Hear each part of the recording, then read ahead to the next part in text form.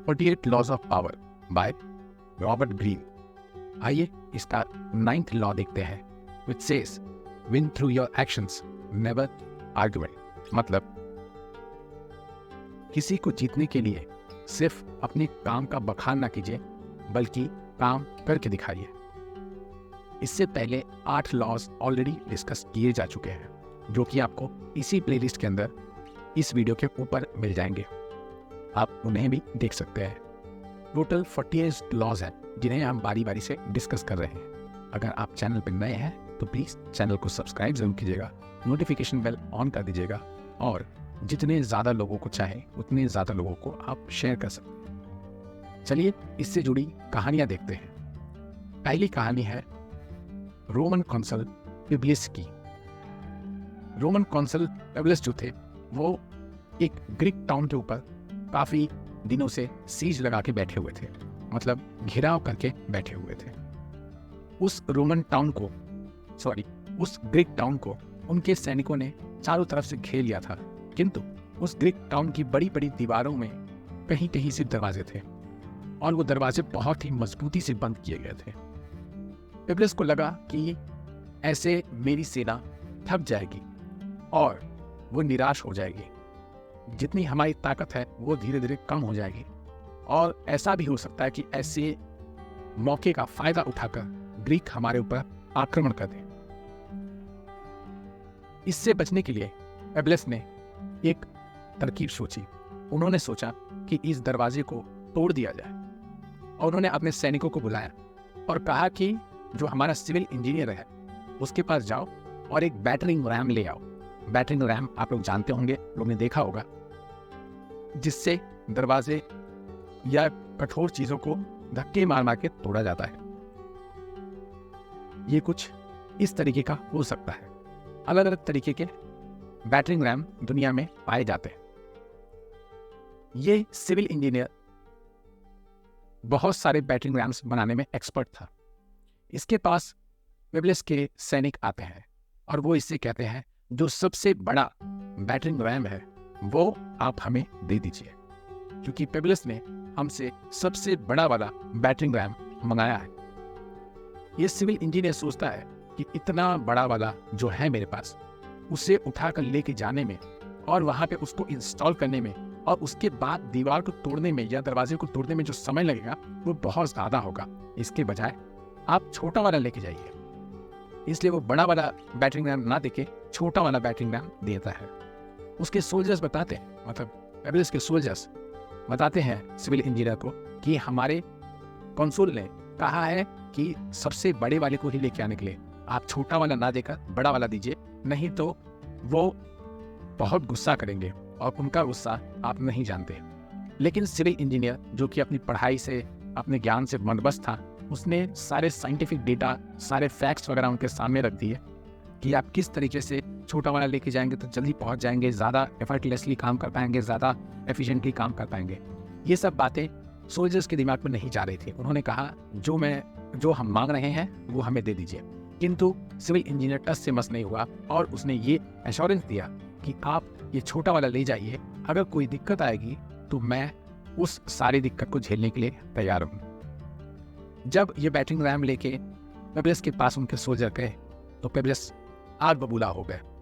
वो बोले, इतने छोटे से बैटरिंग रैम से जब तक मैं सैनिकों को लेकर हमला करूंगा तब तक तो शायद सारी की सारी सेना ही मेरी तितर बितर हो जाएगी, थक जाएगी। और उन्होंने सिविल इंजीनियर को बुलाया। सिविल इंजीनियर उनके पास तेजी से पहुंचा इस उम्मीद से कि शायद उन्हें कोई मुआवजा मिले, कोई अच्छी बात मिले। जब इंजीनियर वहां पहुंचा तो पब्लियस ने उनसे पूछा कि मैंने आपसे जो मंगाया था उसे आपने क्यों नहीं भेजा। इंजीनियर फिर से अपने ज्ञान का बखान करने लगा। वो फिर वही फैक्ट्स, डेटा वगैरह पब्लियस के सामने रखने लगा। पब्लियस पूरी तरीके से उनकी बात को एकदम आराम से सुनने लगे और अंत में जब उसने बोलना बंद किया तो उन्होंने उसके कपड़े उतरवा के उन्हें हंटर से मरवा के मार डाला। ये बताता है कि जहां पे जिस चीज की जरूरत हो उसको वो देना चाहिए। यहाँ पे जरूरत थी आर्गुमेंट की नहीं, एक्शन की, और ये सिविल इंजीनियर के दिमाग में नहीं जा रहा था और उसने एक्शन करने के बजाय आर्ग्यूमेंट करना पसंद किया। अंत उसका आप लोग जानते हैं। एक और कहानी है माइकल एंजेलो की।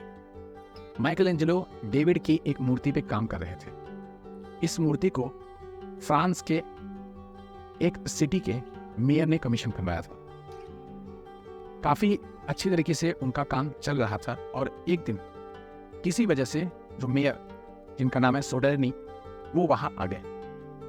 उन्होंने देखा डेविड की मूर्ति और इवन दो उनको पेंटिंग का कोई ज्ञान नहीं था, स्कल्पचर का कोई ज्ञान नहीं था, फिर भी उन्होंने कहा कि आपने डेविड की मूर्ति में उसकी नाक बड़ी कर दी है, जो कि उसको भद्दा लग रहा है।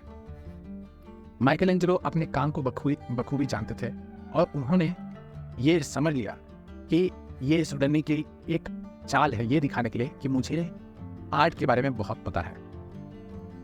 किंतु माइकल एंजेलो ने उससे बहस करना नहीं पसंद किया। उन्होंने पूछा, कहाँ आपको लग रहा है, मैं वहां जाके इसको ठीक कर देता हूँ। वो उस लेवल तक गए और उन्होंने अपने हाथ में छीनी हथौड़ा लेके बिना डेविड की मूर्ति को टच कराए ही ठक ठक ठक ठक थोड़ी सी आवाज करके पूछा, क्या अब ये ठीक है? सोडेर्नी, जिनको लगा कि हाँ इन्होंने मेरी बात मानी और मेरी अथॉरिटी को समझा, वो तुरंत कहे, अरे आपने तो बहुत अच्छा कर दिया, अब तो ये एकदम जिंदा मूर्ति लग रही है, ये तो ऐसा लग रहा है जैसे वाकई मेरे सामने डेविड खड़ा है। इस तरीके से बिना किसी आर्गुमेंट के भी माइकल एंजेलो अपनी मूर्ति को बिना किसी हार्म किए, बिना किसी तरीके से ऑल्टर किए, इस आर्गुमेंट को भी जीत गए और आगे भी उस फ्रेंच मेयर के लिए काम करते रहे। नेक्स्ट एक और स्टोरी है निकिता क्रुश्चेव की। निकिता क्रुश्चेव रशियन प्रेसिडेंट हुए थे, या आप कह सकते हैं सोवियत यूनियन के प्रेसिडेंट हुए थे। ये किसी प्रेस कॉन्फ्रेंस में भाषण दे रहे थे और स्टालिन की गई क्राइम्स या उनकी गलतियां गिना रहे थे। तभी प्रेस में से किसी ने अपना मुंह छुपाते हुए ही सिर्फ धीरे से कहा कि आप तो स्टालिन के कलीग थे, आप तो स्टालिन के साथ हमेशा थे, फिर आपने उसे उस वक्त क्यों नहीं रोका, आज क्यों उसकी गलतियां गिना रहे हैं? निकिता ने तुरंत पूछा, कौन है वो आदमी जिसने ये पूछा? पूरे के पूरे प्रेस कॉन्फ्रेंस में सन्नाटा छा गया। तब निकिता ने कहा, बस इसी वजह से मैंने नहीं पूछा। ये बहुत ही गहरी बात थी। किंतु ऐसा नहीं है कि आर्गुमेंट हमेशा गलत ही होता है या आर्गुमेंट करना गलत हो जाता है। बजाय इसके कभी कभार ये काम में भी आता है। जैसे एक और स्टोरी है विक्टर या काउंट लस्टिक के नाम से इनको जाना जाता है। काउंट लस्टिक बहुत ही फेमस कॉन आर्टिस्ट थे। ये लोगों को ठगने का काम करते थे। इन्होंने एक बार एक पैसे छापने की मशीन का ऐलान किया। लोग जान गए कि इनके पास ऐसी कोई मशीन है जो पैसे छापती है, और कुछ अमीरजादे जिनके पास पैसे थे वो इनसे खरीद के लेके जाते थे।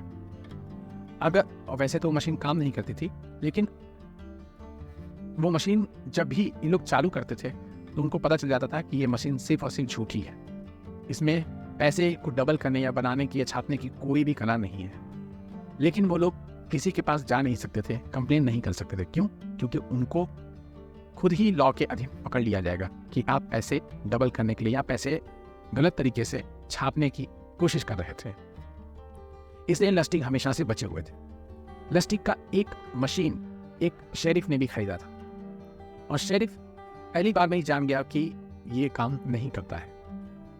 और जब वो जान गया तो उसने लस्टिक को ढूंढ निकाला। लस्टिक को उसके होटल रूम में जाके उसने बंदूक के सामने खड़ा कर दिया और बोला कि ये डब्बा अपने पास रखो, मुझे मेरे पैसे वापस दो, मैं तुम्हारी जान ले लूंगा। लस्टिक विद्रोह कर सकते थे, किंतु उन्होंने एक शॉक होने का बहाना किया। उन्होंने कहा, अरे ऐसा कैसे हो सकता है, मेरी मशीन 100% काम करती है, सबके साथ काम की है, आपके ही साथ क्यों नहीं काम कर रही? अगर ऐसा होता तो लोग मेरे बारे में कंप्लेन करते, लेकिन आज तक किसी ने कंप्लेन नहीं किया है। आप पहले आदमी हो जो कंप्लेन कर रहे हो, तो या तो मशीन चलानी आपको नहीं आई है, आपने शायद कुछ गलत किया है। शेरिफ को लगा ये तो बात सही बोल रहा है। उसको एक सेकंड के लिए जो बंदूक उसने तान के रखी थी वो नीचे कर ली। उसको लगा कि वाकई में हो सकता है कि मैं ही गलत, मुझे ही चलाना नहीं आ रहा। और उसने लस्टिक से पूछा कि बताइए, मुझे चला के इसको दिखाइए।